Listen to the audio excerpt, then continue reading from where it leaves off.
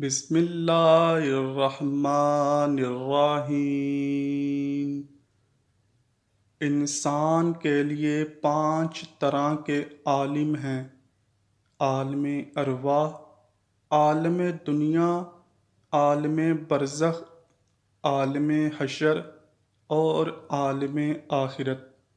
ہر انسان کو ان سب سے گزرنا ہے۔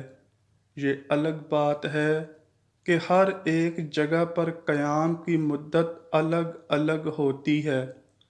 اللہ پاک نے انسان کے ایک عالم سے دوسرے عالم میں منتقل ہونے کے لیے مختلف اسباب پیدا کیے ہوئے ہیں، جیسا کہ عالم ارواح سے عالم دنیا میں آنے کا سبب والدین، عالم دنیا سے عالم برزخ میں جانے کا سبب موت، عالم برزخ سے عالم حشر میں جانے کا سبب صور اسرافیل، اور عالم حشر سے عالم آخرت میں منتقل ہونے کا سبب ایمان یا کفر ہے۔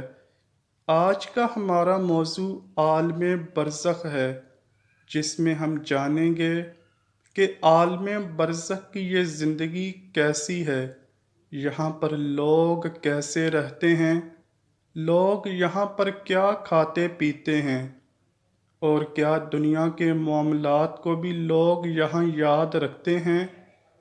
آج ہم انہی سب سوالات کے جوابات قرآن و حدیث کی روشنی میں جاننے کی کوشش کریں گے۔ ناظرین، عالم برزخ کی اہمیت کا اندازہ اس بات سے لگائیں کہ اس سے پہلے بھی 2 عالم ہیں اور بعد میں بھی 2۔ نبی کریم صلی اللہ علیہ وآلہ وسلم کی حدیث مبارکہ ہے، اگر اللہ پاک کے نزدیک دنیا کی کچھ حیثیت ہوتی تو مچھر کے پر کے برابر بھی اس میں سے کسی کافر کو پانی کا ایک گھونٹ نہ پینے دیتا۔ یعنی اندازہ کریں کہ جس عالم دنیا میں ہم موجود ہیں، اس کی اہمیت کیا ہے۔ خیر دنیا اور آخرت میں موجود جو عالم ہے وہ برزخ کہلاتا ہے۔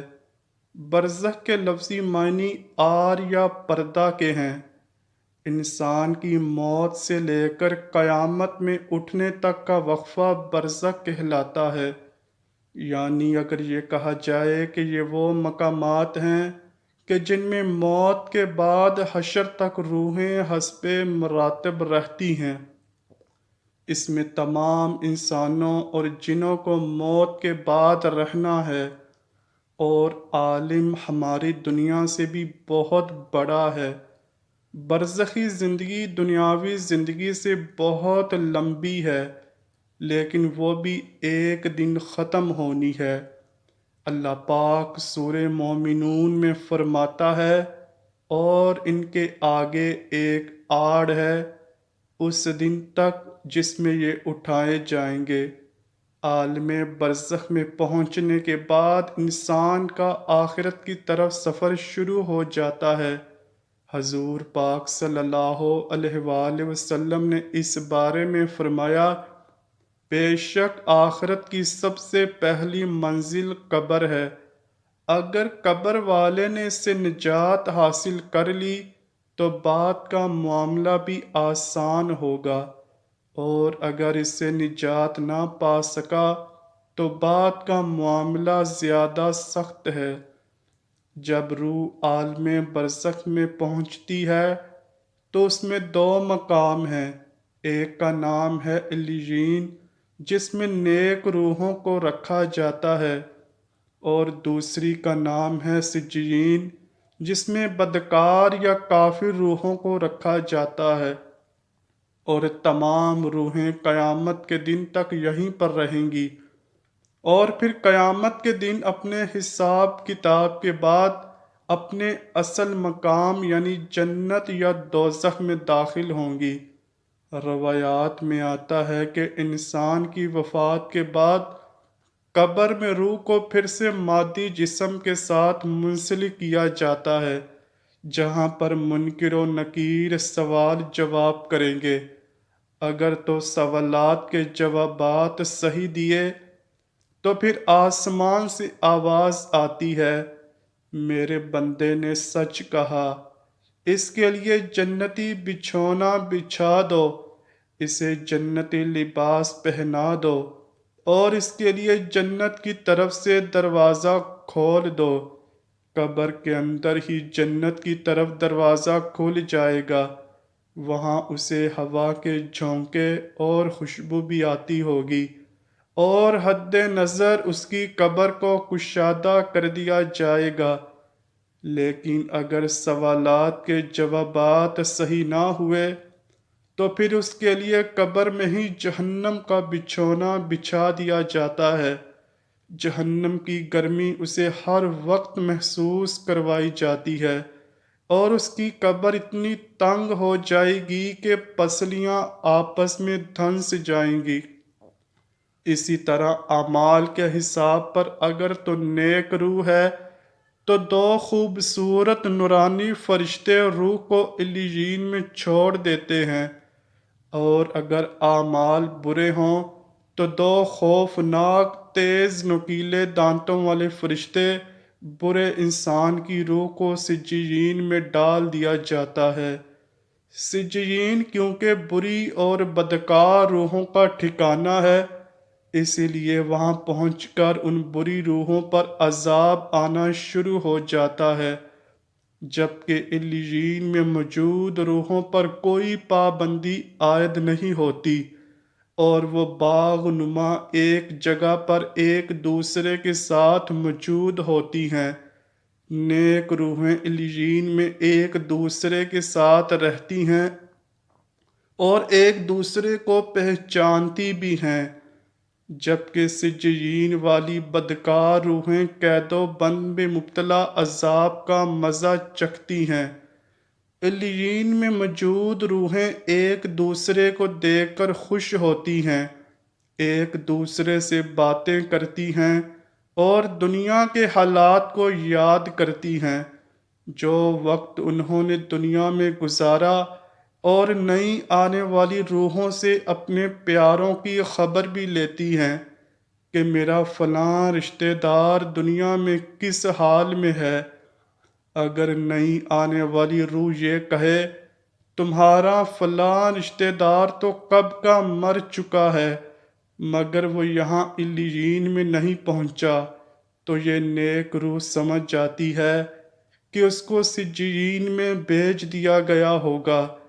نیک روحیں اپنے رشتہ داروں کو یعنی ان کا انتظار علیین کے اندر بالکل ایسے ہی کرتی ہیں جیسے کوئی اپنے گھر سے دور اپنے گھر والوں سے ملنے کا انتظار کرتا ہے۔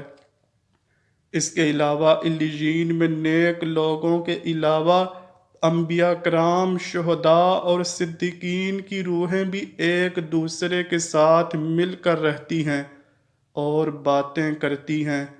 نیک روحیں اپنے قریبی رشتہ داروں سے ملاقات کریں گی، جیسے کہ نبی پاک صلی اللہ علیہ وآلہ وسلم نے حضرت فاطمہ زہرا سلام اللہ علیہا سے فرمایا تھا کہ میرے وصال کے بعد جو نیک روح سب سے پہلے مجھ سے ملے گی وہ فاطمہ سلام اللہ علیہا تم ہی ہوگی، اور بالکل ایسا ہی ہوا، اور آپ صلی اللہ علیہ وآلہ وسلم کے وصال کے 4 یا 6 مہینے کے بعد حضرت فاطمہ سلام اللہ علیہا حضور پاک صلی اللہ علیہ وآلہ وسلم سے جا ملی۔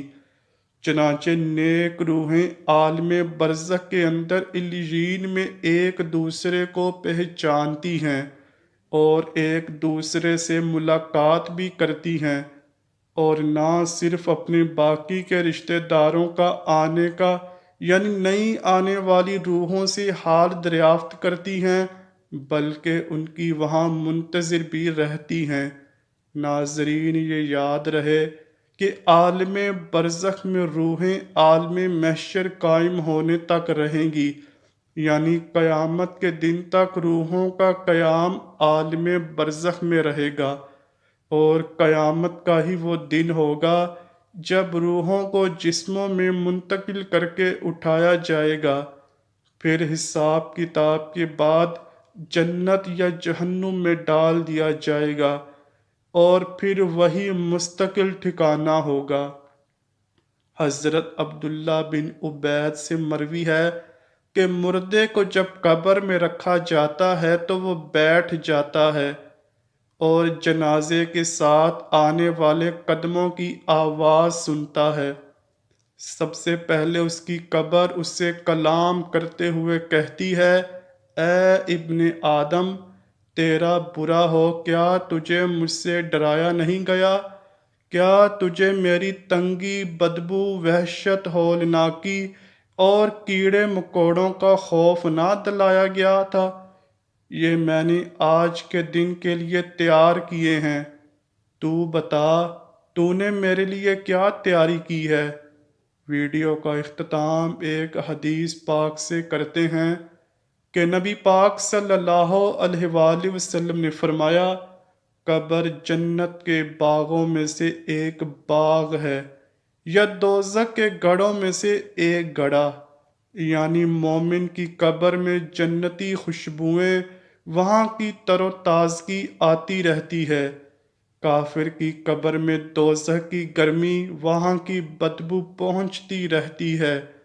آئیے اللہ پاک سے دعا کرتے ہیں کہ ہمیں صحت و تندرستی والی زندگی عطا فرمائے، اور بعد مرنے کے ہماری قبر کو جنت کا باغ بنا دے، اور عالم برزخ میں ہمارا ٹھکانہ نیک روحوں کے ساتھ علیین بنا دے۔ کمنٹ سیکشن میں آمین لکھنا مت بھولیے گا، نہ جانے کس کی آمین اللہ پاک کو پسند آ جائے، اور ویڈیو دیکھنے والے تمام لوگوں پر اللہ پاک اپنا فضل و کرم فرمائے۔ آمین یا رب العالمین۔ امید کرتا ہوں کہ آپ کو ویڈیو پسند آئی ہوگی۔ اگر ویڈیو پسند آئی ہے تو ویڈیو کو لائک کیجیے گا، شیئر کیجیے، اور چینل کو لازمی سبسکرائب کیجیے۔ ملتے ہیں اگلی ویڈیو میں، تب تک کے لیے اللہ حافظ۔